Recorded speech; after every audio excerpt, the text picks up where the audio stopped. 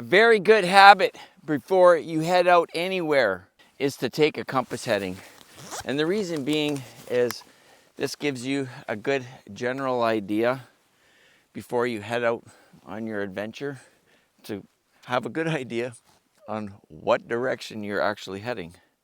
North is pretty much straight that way. That means as we head out on this channel, we're going to be following along the edge of the rock face, so we're going to be heading east.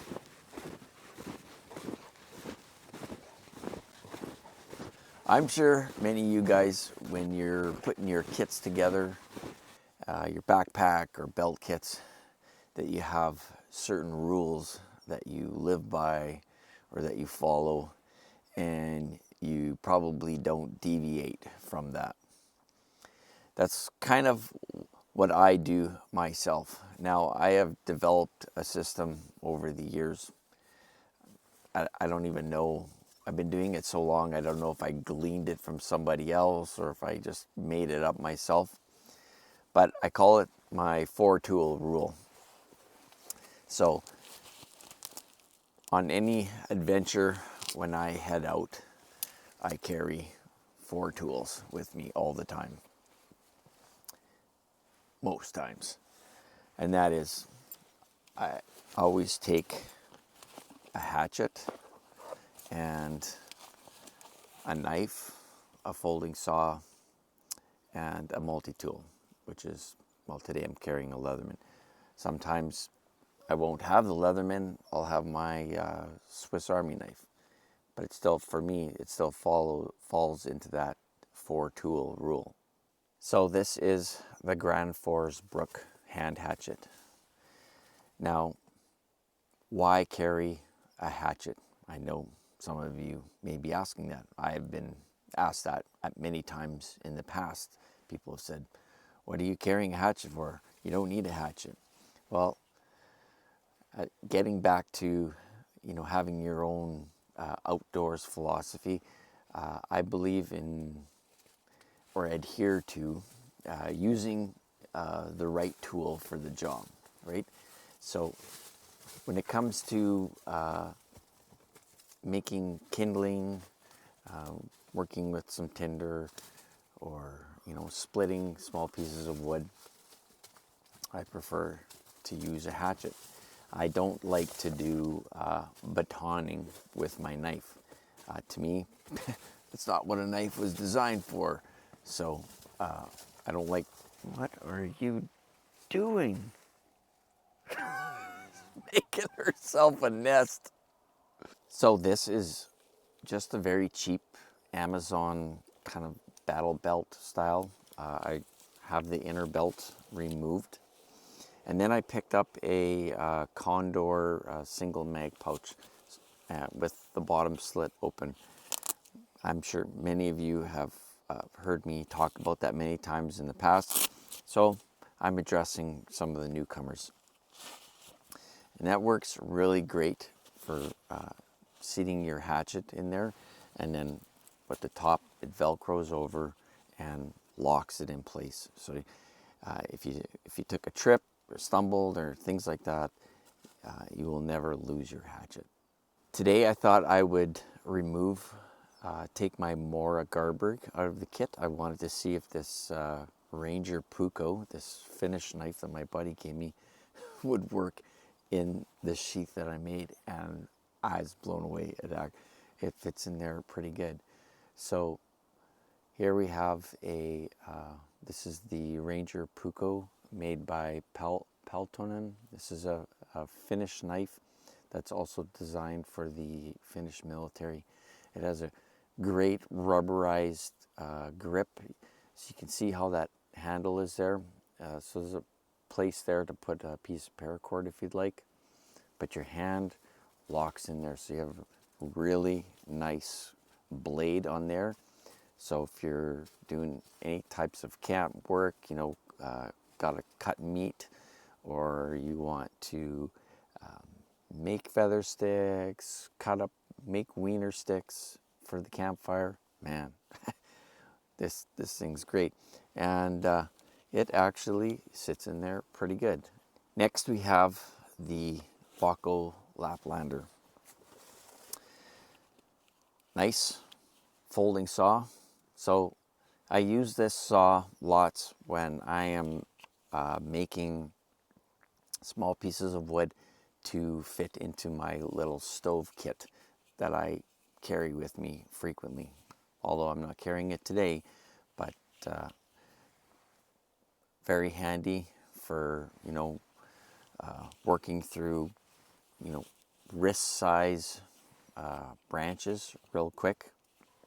So this is a push and pull type saw, where the Silkies are a pull type saw. With the Baco Laplander, you can also cut in the forward stroke and on the backward stroke. And last but not least is the Leatherman. Now I've got the paracord wrapped around it there.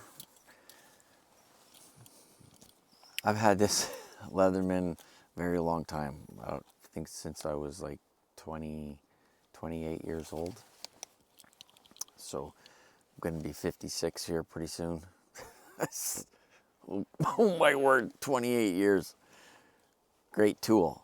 So why carry a multi-tool? Well, a lot of times I'm carrying a firearm.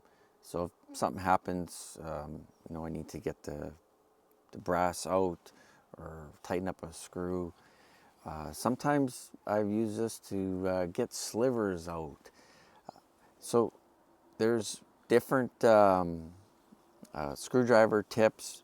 There's even a little saw on here if you want to do something with notching. Who knows? Maybe you come up somewhere and there's some fence wire or something you need to cut. You can do it with a multi-tool, especially with a Leatherman. Now, I'm not a big advocate of Gerbers. I've tried to cut some wire before with a Gerber, and it ended up breaking on me right in here. So the Leatherman has been pretty reliable, 28 years worth. So definitely worth the money. Now, I like a belt with the Cobra style buckle. And the reason being is it's just so easy to take off and put back together. It's really nice. I really like that. And like today when it's gotten hot, and then it got cold, and then I got too hot. Now it's getting back cold again. So it's like you're constantly taking off your jacket, putting your jacket back on. So really nice and easy to use something like this. And you can find these belts on Amazon, I think for like $40 or something. The pouch I think was like $13, something like that. So you can get little pieces of kit pretty cheap on Amazon to take care of your more expensive kit that you have on your belt system. What's also great is this belt kit fits underneath a coat really well. So that's pretty good. Kind of gives you more of a discreet kind of look. If you're in an area, you want to go out somewhere to do some bushcraft outdoors kit, and you don't want people maybe seeing your big knife or whatever on you. Well, it sits really nice underneath. Today I added a sling pack. Now this is actually a camera case style sling pack made by Lowpro. What's really great about these sling packs is they've got a built-in rain cover that sits inside the material. So that works really great. So I pulled it out and it matches my level 5 Patagonia outfit. So that's pretty cool. And what's nice I only have like maybe 9 pounds of kit in here. Just very minimalistic today. I've got a stainless steel canteen and a little stove and my Esbit alcohol stove. And I've even got a puffy jacket stuffed in there for extra layer, you know, in case the temperatures got really, really cold or something happened and I got stranded and I needed extra warming layer. Well, my puffy layer has a reflective lining in it, so it's really good at keeping me warm down to like very, very cold temperatures. So this sits very comfortably. This is a very simple system, and you know, when you're snowshoeing and just want to do some basic outdoor stuff, you don't need a lot. A simple little sling pack like this works awesome. What's really great about this level 5 kit is the bottom of the pants. So there's a bungee retention strap here, and it goes around the bottom of your boots, so it seals around just like a gaiter, so then you're not getting any snow or anything up inside, up in your pants, and then working its way into your boot.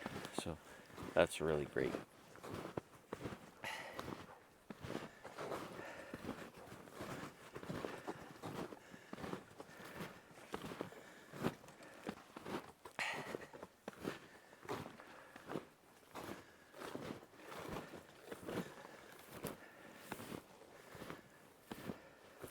Now, one feature that I've come to really appreciate over the years on outdoors clothing is having pit zips.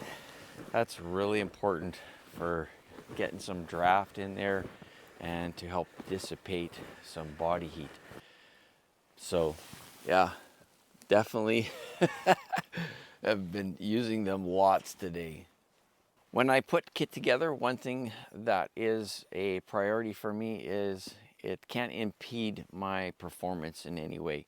So however I lay out a belt kit, now you notice the items are specifically on the sides, nothing on the front, because when you want to make a fire or even just taking off my snowshoes, you have to bend down, and you don't want nothing in there pinching and stabbing you in the stomach. So that's really important. Also, when you're trying out new packs like this sling pack, you want to make sure everything is, you know, sitting comfortably and not getting any hot spots. You know, you don't want it pushing into your back funny. So it's really important, one, not to have it overloaded, but to make sure that the carrying system works for you and that it's comfortable. It hasn't taken long at all, and I was starting to warm up. It's +1 today, so I had the pit zips opened up, I had the coat opened up, and I'm like, nope, I gotta ventilate more, because it's really important when you're on outings that you try to find that balance in your body temperature where you're maybe on the verge of sweating but not really sweating, so you're kind of staying cool yet kind of staying warm. It's finding a fine line.